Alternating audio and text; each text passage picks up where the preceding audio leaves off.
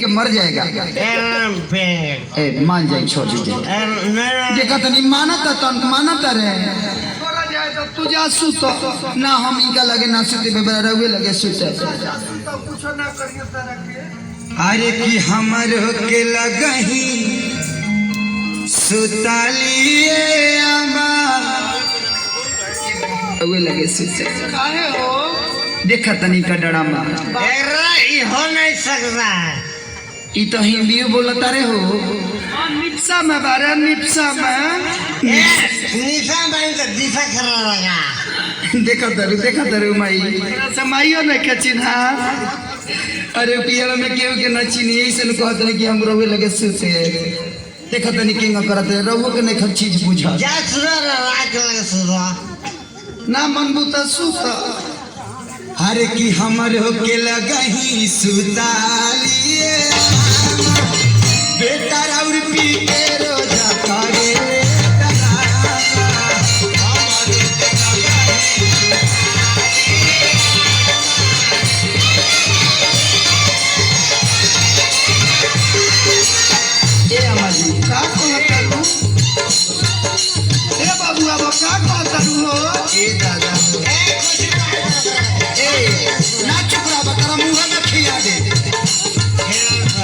हमर के लगही सुतालिए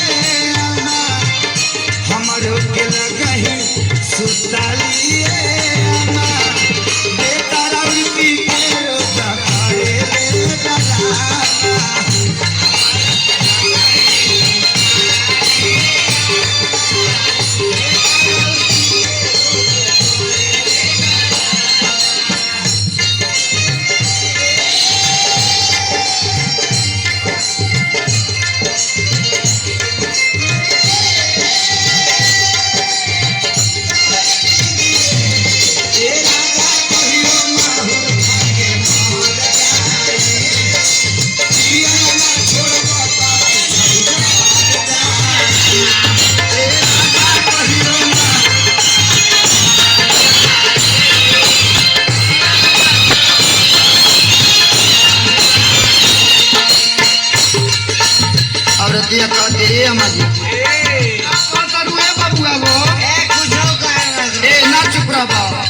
पिया दे तेरा मुँह में पिया दे अच्छा और कहते अम्मा जी आधी आधी रतिया के भट्टी को से आवेले पीटी के केवाड़ी हमारा के जगावे